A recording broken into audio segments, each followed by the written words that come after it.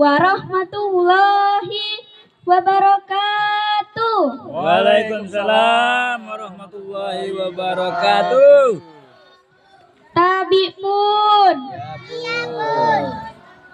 Alhamdulillah wassalatu wassalamu ala rasulillah wa ala alihi wa sahbihi wa mawallahu amma ba'du. Segala puji syukur hanyalah milik Allah, Maha segala, Maha pencipta langit dan bumi beserta seluruh isinya. Karena hari ini kita masih selalu diberi nikmat sehat dan hidayah iman. Salawat teriring salam yang selalu senantiasa kita curahkan kepada baginda Nabi besar Muhammad sallallahu alaihi wasallam. Yang terhormat kepada Bapak Ibu Dewan Juri, yang terhormat kepada seluruh kepala sekolah beserta Dewan Guru sekecamatan Kota Agung Timur, dan wabil khusus untuk teman-teman yang insya Allah selalu dirahmati Allah. Amin. Hadirin wal hadirat rahimakumullah, kita hidup di dunia ini hanya sementara, dan kita hidup di dunia ini hakikatnya tinggal menunggu jadwal kematian saja.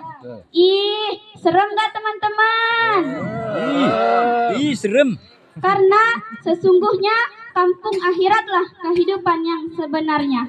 Kalau mereka mengetahui, Allah Subhanahu wa taala menegaskan dalam Al-Qur'an surah Al-Ankabut ayat 64 yang artinya, dan tidaklah kehidupan dunia ini melainkan senda gurau, dan sesungguhnya kampung akhiratlah kehidupan yang sebenarnya kalau mereka mengetahui. Hadirin wal hadirat rahimakumullah, dari penjelasan tersebut maka tidak ada tawar-menawar lagi untuk kita selalu taat beribadah, tidak ada tawar-menawar lagi untuk kita selalu berbuat baik kepada siapapun. Tidak ada alasan lagi untuk kita selalu berbuat jujur. Karena sebaik-baiknya pakaian takwa adalah kejujuran. Hai teman-teman, Hai. susah nggak memilih teman yang jujur?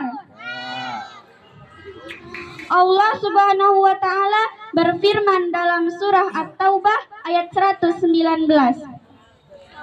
A'udzu billahi minas syaitonir rajim. Bismillahirrahmanirrahim. Ya ayyuhallazina amanu taqullaha wa yakunu ma'as shodiqin. Yang artinya, wahai orang-orang yang beriman, bertakwalah kepada Allah dan hendaklah kamu bersama orang-orang yang benar dan jujur. Dalam ayat tersebut Allah mewajibkan kita untuk selalu bertakwa, yaitu melaksanakan semua perintahnya dan menjauhi segala yang dilarangnya, serta selalu bersama orang-orang yang jujur. Lalu pertanyaannya, bagaimana kita memilih teman yang jujur? Hadirin wal hadirat yang insya Allah selalu dirahmati Allah, ada dua cara bagaimana kita memilih teman yang jujur. Pertama, mulailah belajar jujur dari diri kita sendiri. Bagaimana mungkin kita akan mendapatkan teman yang jujur sementara kita sendiri selalu ingkar janji ketika bayar utang jajan cilung? Waduh, kacau deh. Bagaimana kita akan dipercaya oleh teman jika ucapan kita selalu berubah-ubah? Hari ini bilang A, besok bilang C, sekarang bilang E. Lalu bagaimana teman akan mendekat ketika kita salah tetapi tidak mau minta maaf?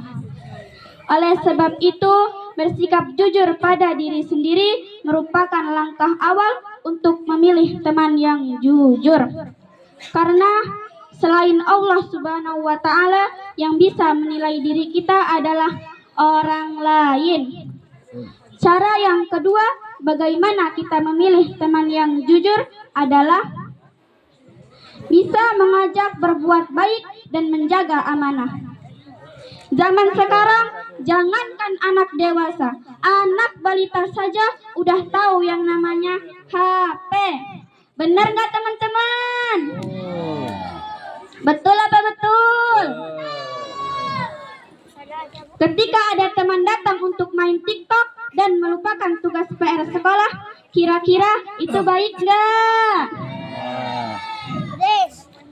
Lalu ketika kita menitipkan uang kepada kepada teman untuk diberikan kepada nenek yang sedang sakit, tetapi malah dibelikan kuota oleh teman kita.